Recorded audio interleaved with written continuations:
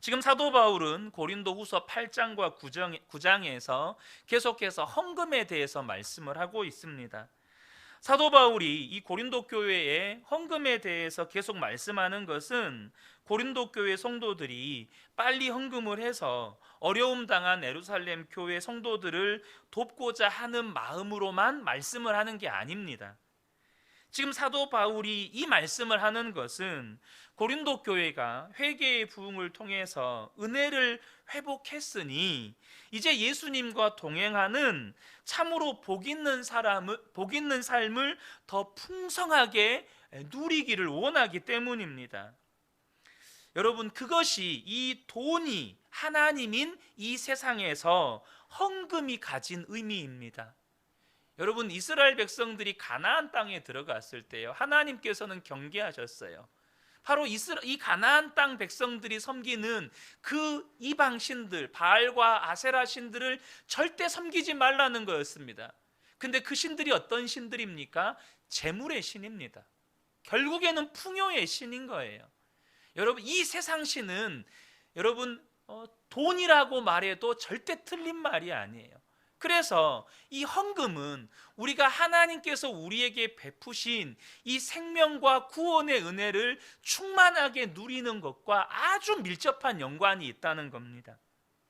여러분, 헌금은 하나님의 자녀들이 하나님의 복을 누리는 놀라운 은혜의 방편이라는 사실을 아셔야 합니다.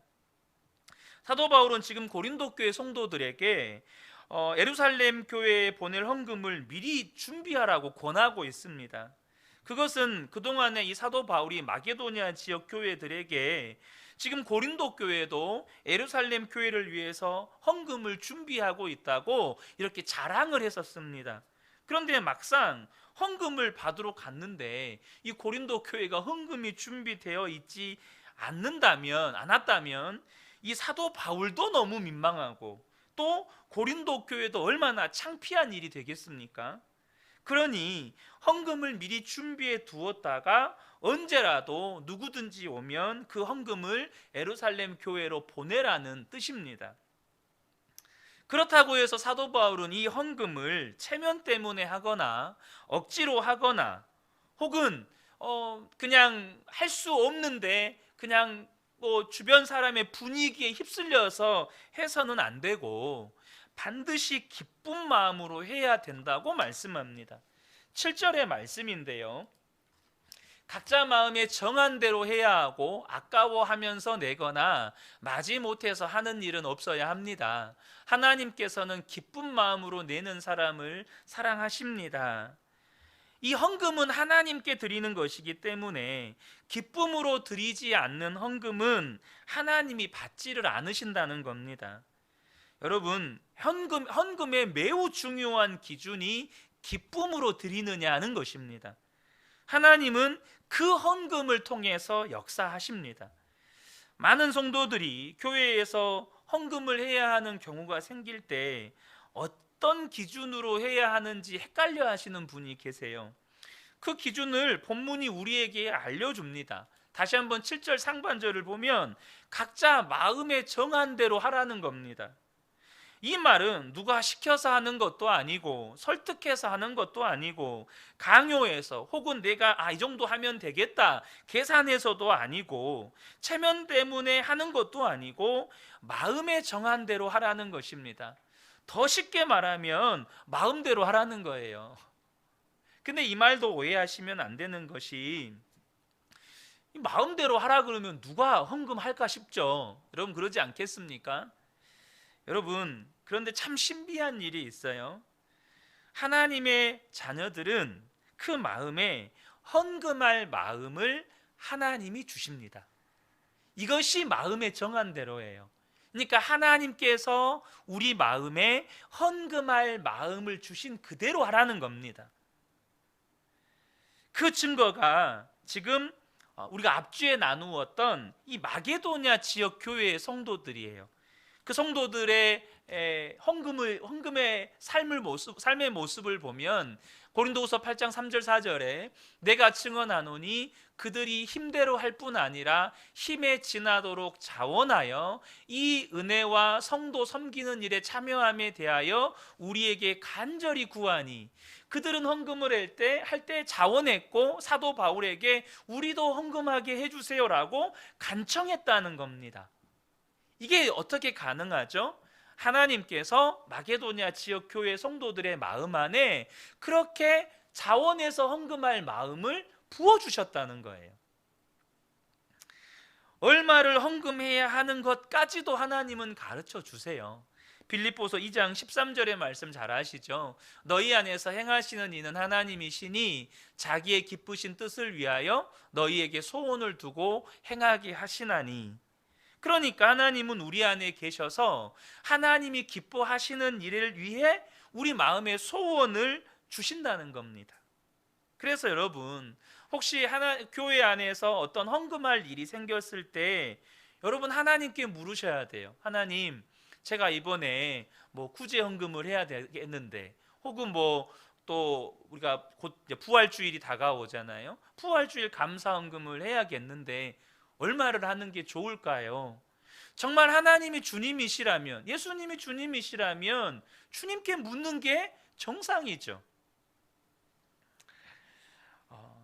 그러면 하나님께서 마음에 얼마를 하라는 감동과 소원을 주신다는 겁니다.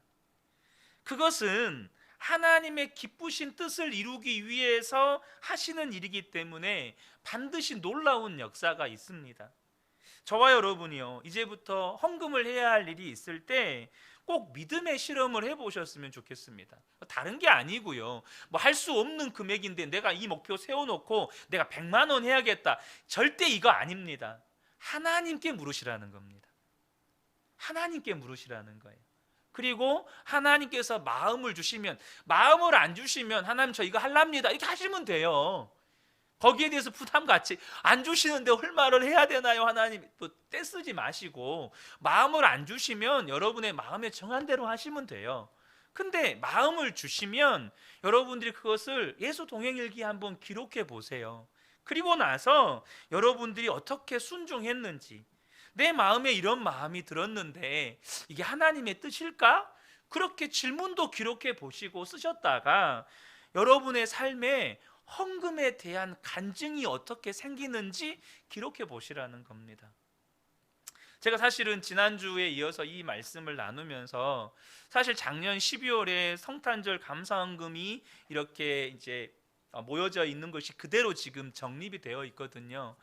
계속해서 하나님께 이거를 어디다 써야 되나 이렇게 묻고 있었습니다. 근데 최근에 제 마음 가운데 주셨던 마음이 뭐였냐면, 이제 월드 비전에서 우크라이나 전쟁 난민을 위한 구호 자금 100만 달러 마련 프로젝트를 한다고 이렇게 연락이 왔어요. 제가 이제 월드 비전을 통해서 후원하는 아이가 한 명 있다 보니까 자주 소식을 접하게 되는데, 제가 그걸 보면서 하나님, 이 성탄 감사헌금을 거기다 보냈으면 참 좋겠습니다라는 생각이 들었어요. 그런데 이제 우리가 부활주일도 돌아오잖아요.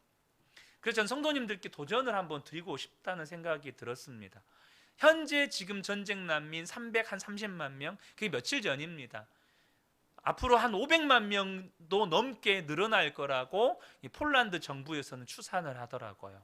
당장 그분들이 먹을 것, 입을 것, 또 생활하는 데 필요한 너무나 많은 물자들이 필요한데, 특별히 이번에 저희가 부활주일 감사헌금까지 그 우크라이나 전쟁 난민들을 돕는데 후원하면 좋겠다는 마음이 있습니다. 여러분 생각은 어떠십니까?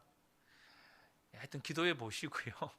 하여튼 이 여러분 마음 가운데 하나님이 마음을 주신 만큼 여러분들이 헌금을 해주셔서 그것을 함께 그곳에 있는 난민들을 섬기는 일에 쓰면 어쩔까라는 생각을 갖게 되었습니다.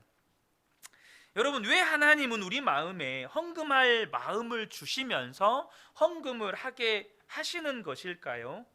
답은 간단합니다. 우리에게 복을 주시기 위함입니다. 사도 바울은 이것을 농부가 씨를 심는 것에 오늘 본문에서 비유를 합니다. 6절과 10절을 보면요, 요점은 이러합니다. 적게 심는 사람은 적게 거두고 많이 심는 사람은 많이 거둡니다. 심는 사람에게 심을 씨와 먹을 양식을 공급하여 주시는 하나님께서 여러분에게도 씨를 마련하여 주시고 그것을 여러 갑절로 늘려주시고 여러분의 의의 열매를 증가시켜 주실 것입니다. 여러분, 헌금에 대한 영적인 원리를 아셔야 합니다. 지금 여러분 이 8장과 9장은 지금 구제 헌금에 대한 이야기입니다. 그리고 구제 헌금에 대한 이야기를 하면서 사도 바울이 지금 농부의 비유를 들으면서 심는 이야기를 하고 있습니다. 헌금에 대한 영적인 원리는 우리가 하나님이 주신 마음으로 심고 하나님께서 그것을 거두게 하시는 것입니다. 여러분, 농부가 이렇게 가을에 추수를 하면 그 가운데 일부는 반드시 내년 봄에 심을 종자로 남겨놓습니다. 가지고 있는 곡식을 다 먹으면 안 되고 반드시 심을 씨는 따로 두었다가 아무리 그것이 내년 봄까지 이 가을에 거둔 것이 부족할지라도 심을 씨는 절대 안 먹습니다.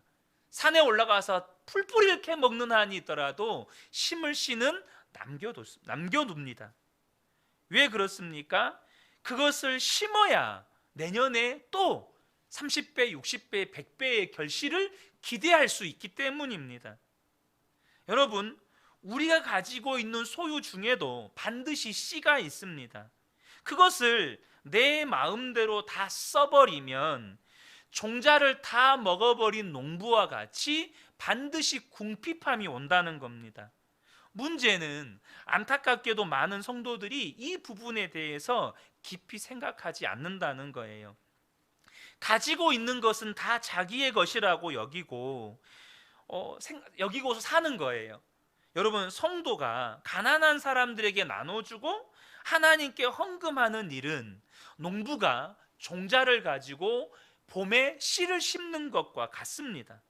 우리 마음에 그런 생각이 들 수 있죠. 하나님, 먹기도 모자른데, 나 먹고 살기에도 부족한데. 여러분, 이게 바보 같은 생각이라는 거 아셔야 돼요. 농부가 아무리 배가 고파도 종자를 먹습니까? 안 먹습니까? 안 먹어요. 내년에 아무리 흉년이 들어서 올 겨울 넘기기가 힘들지라도 어떻게든 다른 방법을 강구하지 내년에 먹을 종자를 절대 먹지 않습니다. 그것을 먹어버리면 농부는 더 이상 내년을 기대할 수가 없는 거예요. 씨를 심는 것은 농부에게 있어서 절대 아깝지가 않은 겁니다. 왜냐하면 앞서 말씀드린 것처럼 그 심을 씨 때문에 100배, 60배, 30배의 결실을 기대할 수가 있는 거예요.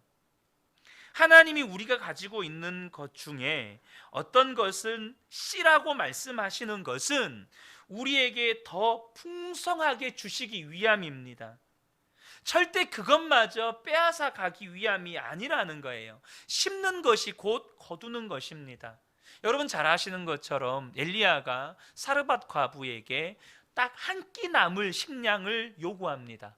그 기름 조금과 이제는 한 끼밖에 먹으면 더 이상 먹을 것이 없는데 그것을 심으라고, 그것을 나에게 달라고 요구합니다.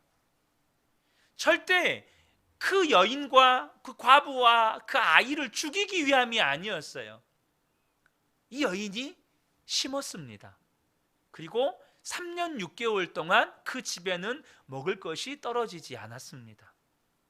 여러분, 그 3년 6개월의 가뭄 속에서 그런 기적과 풍성하게 공급하신 은혜를 경험한 사람은 이 사르밧 과부 한 사람뿐이었습니다. 저는 우리 성도님들이 사르밧 과부의 은혜를 꼭 경험하게 되시기를 축복합니다. 인도에서 사역하시는 최수진 선교사님이라는 분이 계십니다.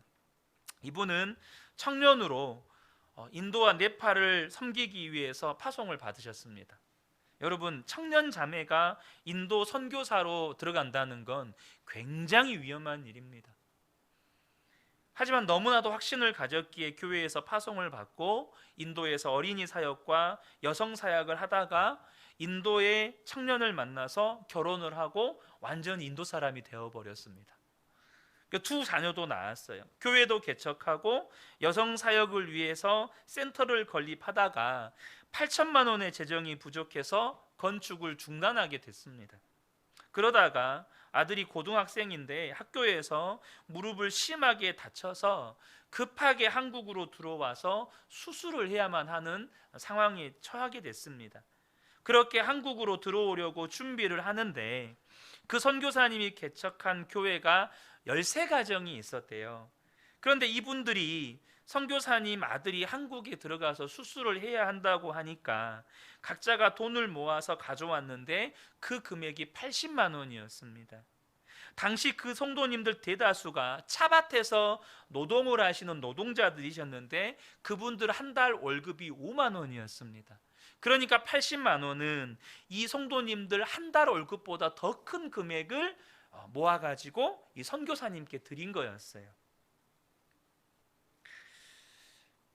그리고 이제 아들이 수술을 하면서 이제 회복 가운데 있을 때 이 선교사님이 어느 교회에 초청을 받아서 이 금요기도회에서 간증을 하게 되었습니다. 그래서 이런 간증들을 하면서 그 여성 사역을 위한 센터가 건립하다가 8천만 원의 금액이 부족해서 건축이 중단된 상태다라는 이야기도 이렇게 나누게 되었습니다.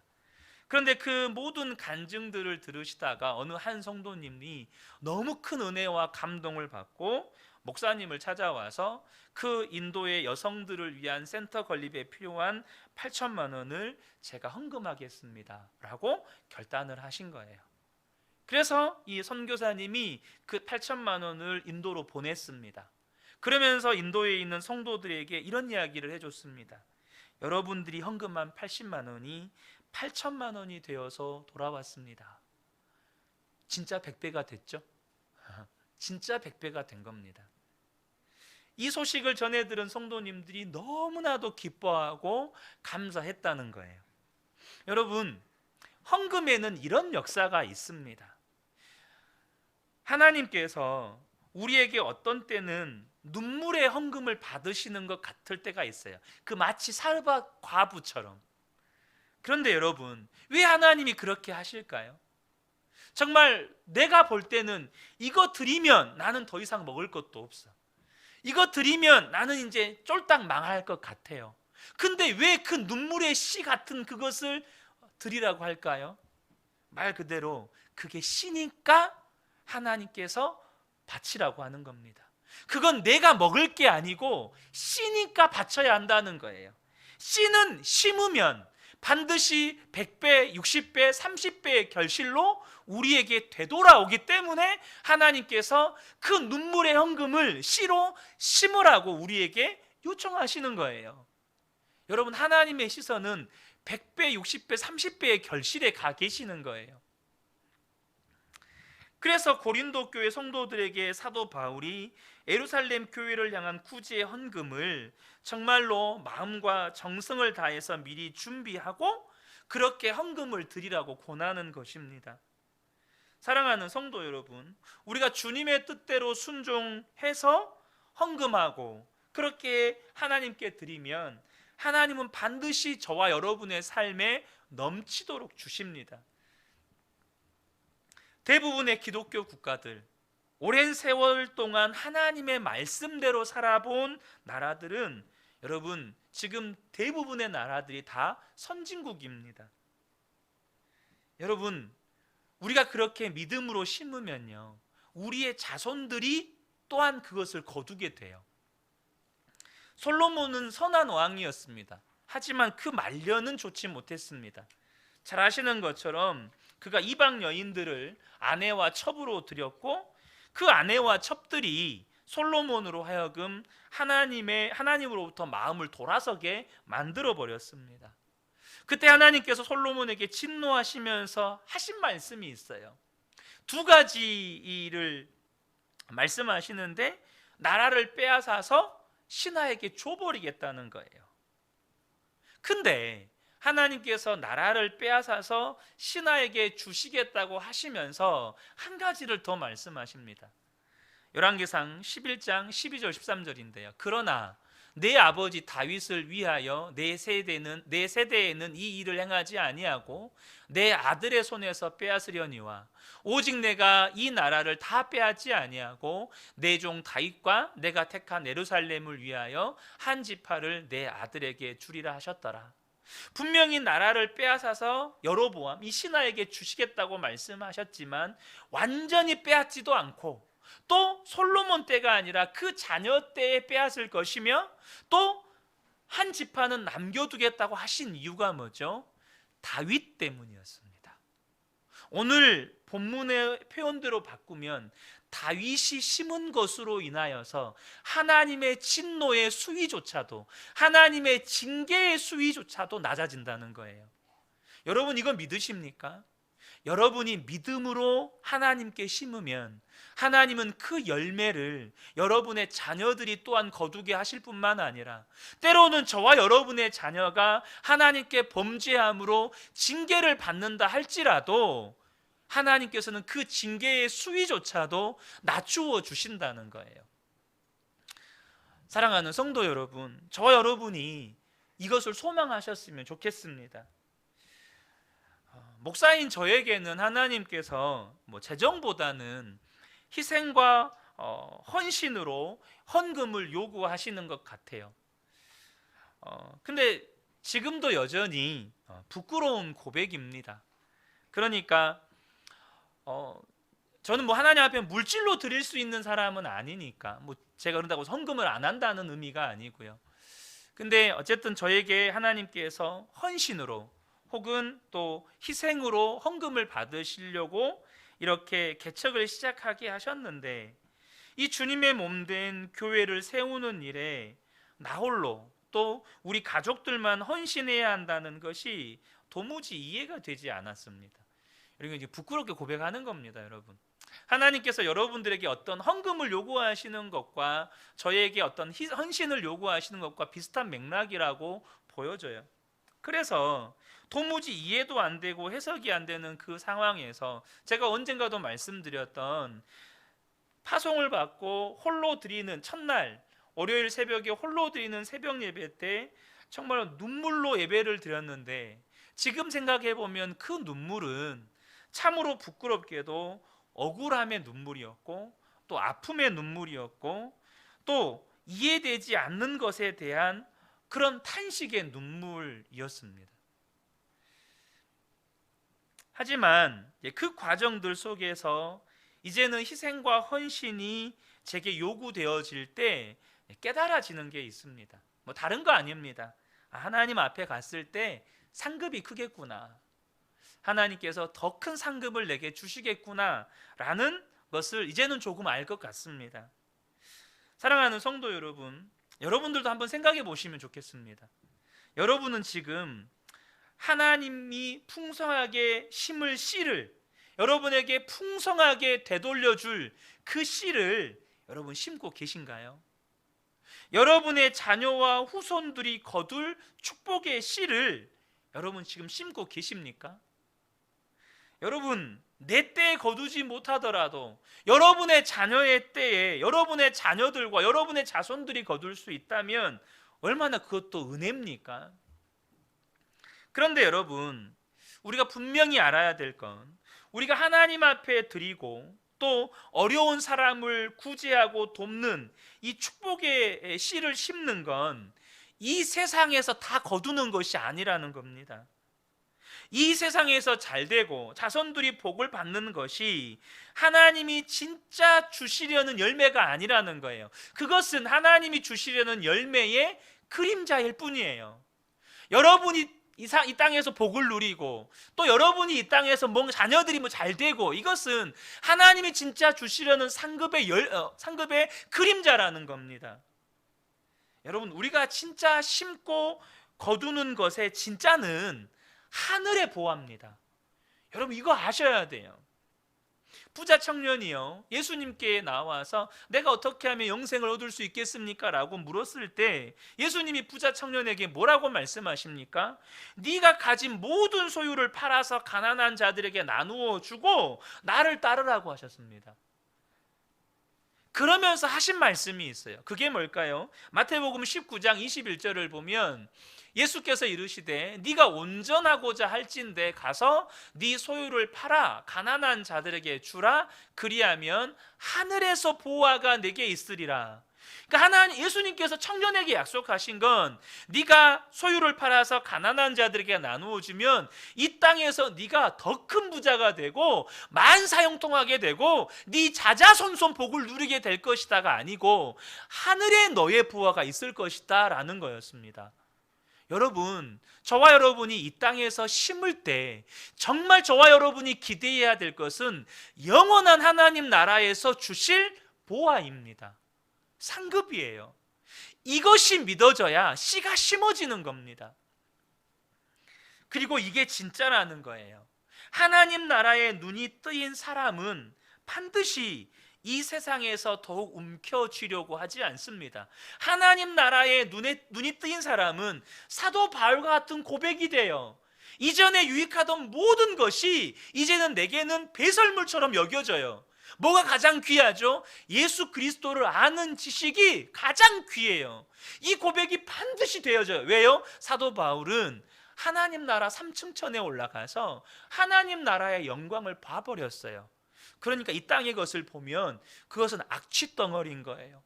이 땅의 것을 보면 사람들이 오물을 껴안고 막 즐거워하는 것으로 보이는 거예요. 여러분들에게 그런 눈이 뜨여지기를 예수님의 이름으로 축복합니다. 하나님 나라에 눈이 뜨이지 않은 사람은요, 절대 구제가 쉽지 않습니다. 현실적으로 내 것을 줘야 되니까. 그러니까 항상 그 점에서 계산하느라고 진짜 복을 누리지를 못해요. 여러분, 지금 여러분은 하늘의 보화가 어느 정도 쌓인 것 같습니까? 정말로 이 부분에 대해서 생각하고 사셔야 합니다. 구제하는 것, 헌금하는 것이 아깝다고 느껴지는 순간이 없었던 사람이 누가 있겠습니까? 사람이라면 구제하는 것이 아깝다고 느껴질 때가 있는 게 자연스러운 겁니다. 때로는 헌금하는 것도 아깝게 느껴질 수 있어요. 그런데요, 분명한 건 우리가 오늘 찬양에도 불렀지만 주님의 모든 것이 나를 만족시키는 것을 경험하면, 정말로 은혜가 깨달아지면 누구나 다 그렇게 돼요. 주님, 나는 오직 예수님 한 분으로 만족합니다. 이 고백은 의지로 하는 게 아니라 은혜로 되는 겁니다. 은혜로 되는 거예요. 은혜의 눈이 뜨이면 완전히 마음이 달라지는 거예요. 그래서 제가 언젠가도 한번 말씀드린 말씀이 있는데요, 제가 새순교회에 있을 때 한참 청년 때 새순교회 건축을 했거든요. 그때 수영로 교회 장로님이 오셔서 한번 간증을 하신 적이 있어요. 이 수영로 교회도 굉장히 큰 교회를 건축했던 교회잖아요. 그때 목사님께서 이 수영로 교회 성도들에게 도전을 주셨어요. 어떤 도전을 주셨냐면 다른 도전이 아니었어요. 만약에 하나님이 돈을 주시면 1억을 헌금하실 분, 잘 들으셔야 됩니다. 1억을 헌금하라는 게 아니고 하나님이 1억을 주시면 헌금하실 분 손 드세요. 이렇게 하신 거예요. 그러니까 없는 1억을 바치라는 게 절대 아니었어요. 근데 진짜 아무것도 없는 할머니 권사님이 손을 들었어요. 자, 하나님이 1억을 주시면 바치겠습니다. 아무것도 없는 권사님이. 그러니까 어때요? 그때부터는 기도하는 겁니다. 하나님, 저 1억 주시면 바칠 거니까 1억 주세요.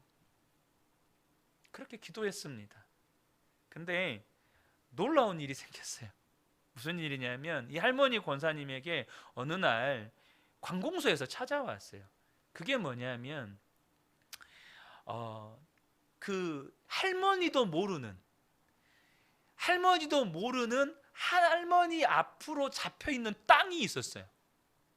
이 할머니가 모르는 할머니 앞으로 잡혀있는 땅이 있었는데 이 관공서에서 그 땅의 주인을 찾아주는 작업을 하면서 이 할머니 앞으로 이 땅이 있었던 게, 이 할머니는 전혀 몰랐어요. 그래서 이 땅이 할머니께 돌려드리는데 이 할머니가 땅을 파니까 1억 몇백만 원이 나온 거예요. 1억 몇백만 원이. 그래서 하나님께 1억을 드리고 몇백만 원은 자기가 쓰고 했다는 간증을 이 장로님이 하시더라고요.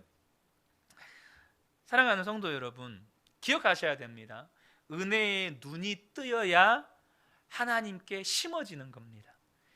고린도후서 9장 8절을 보겠습니다.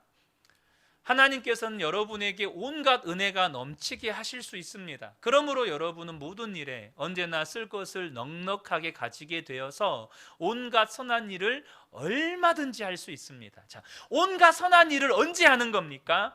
하나님께서 온갖 은혜로 넘치게 하시면 하는 겁니다. 그러니까 일에는 선후가 있어요. 하나님의 은혜에 눈이 뜨이면 하나님께 심어지는 거예요. 여러분 믿으십니까? 하나님이 정말로 여러분의 삶을 넘치게 하실 수 있다는 거 믿으세요?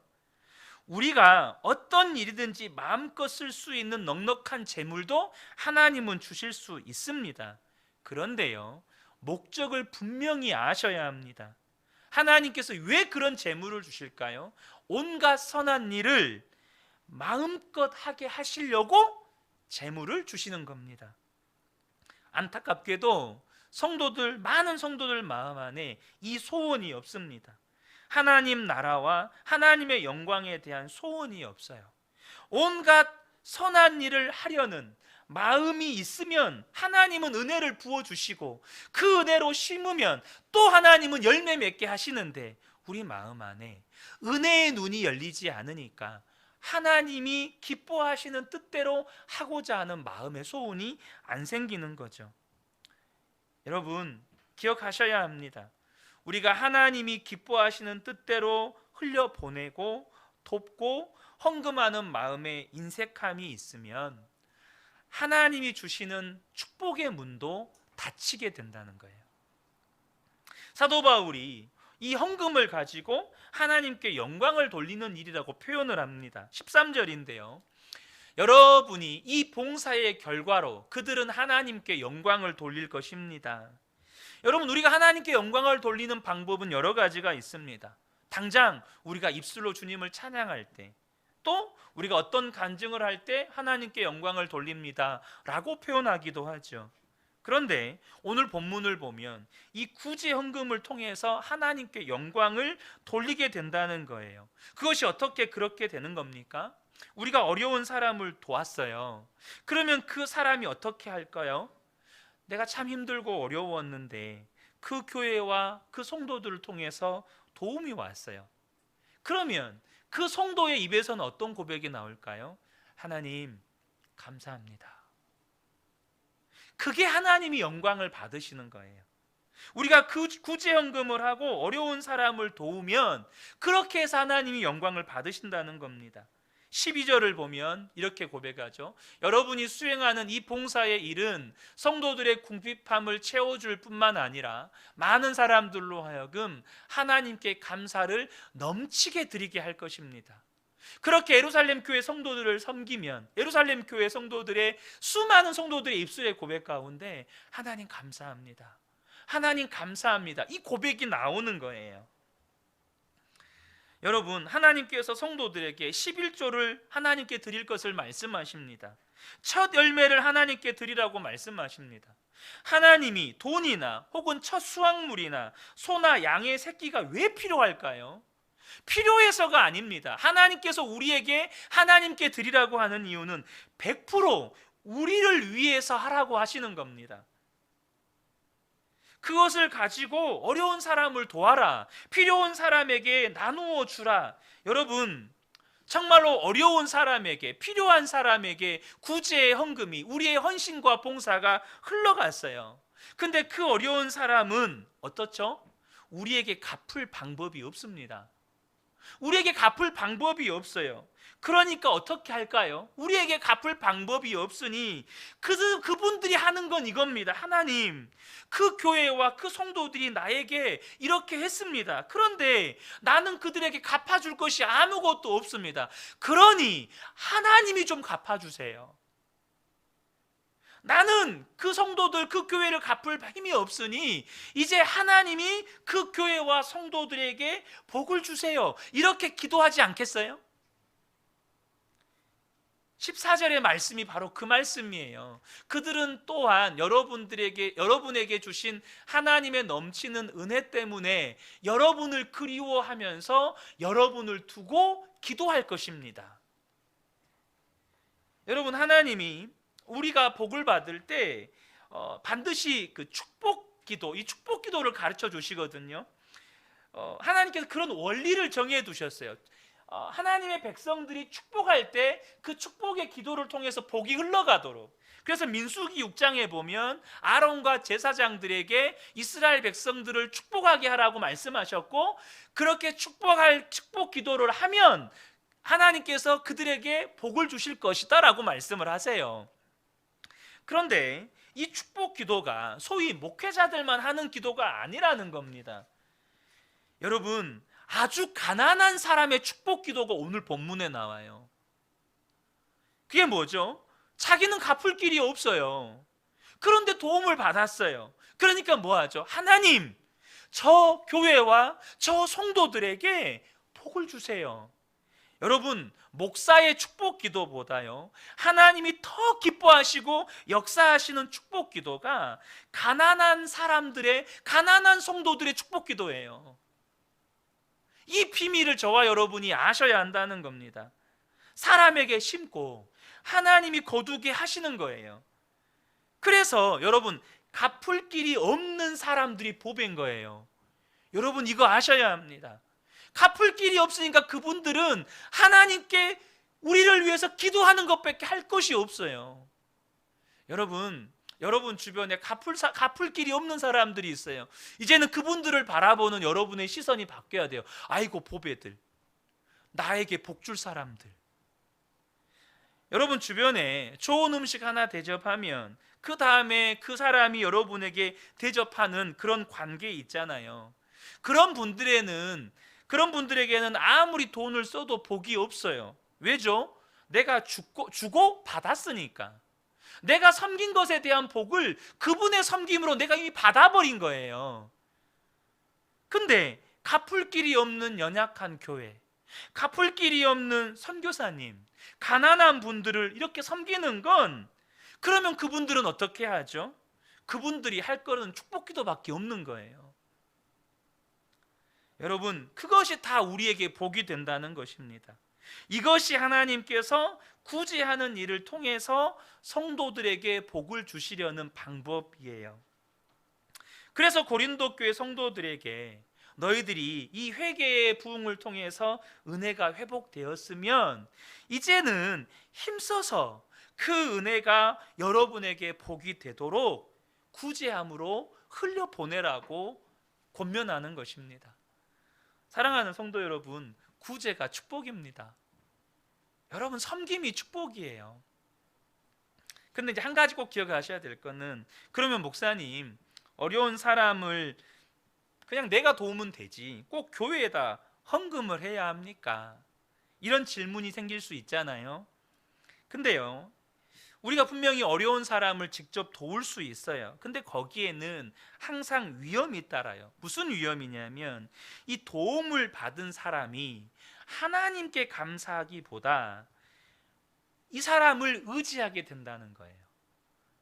그래서 교회를 통해서 도움이 가면 이분이 하나님이 내게 하신 일로 여기게 되고 하나님께 감사하게 되고, 아까처럼 우리 교회와 성도들을 위해서 기도함으로 우리가 복을 받게 돼요.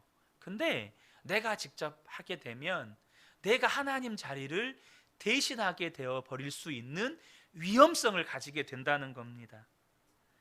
여러분, 혹시라도 왜 자꾸 퍼주기만 합니까? 우리 교회가 퍼줄 만한 것이 있습니까? 이렇게 생각하실 수도 있잖아요. 여러분, 절대 그렇게 생각하시거나 말씀하시면 안 돼요. 그렇게 생각하거나 말씀하신다면 스스로가 복을 걷어차는 거예요. 그것은 다 씨를 심는 일입니다. 그리고 하나님께서 반드시 100배, 60배, 30배로 거두게 하십니다. 여러분, 우리도 모자란데요. 왜 모자랄까요? 안 심어서 모자른 겁니다.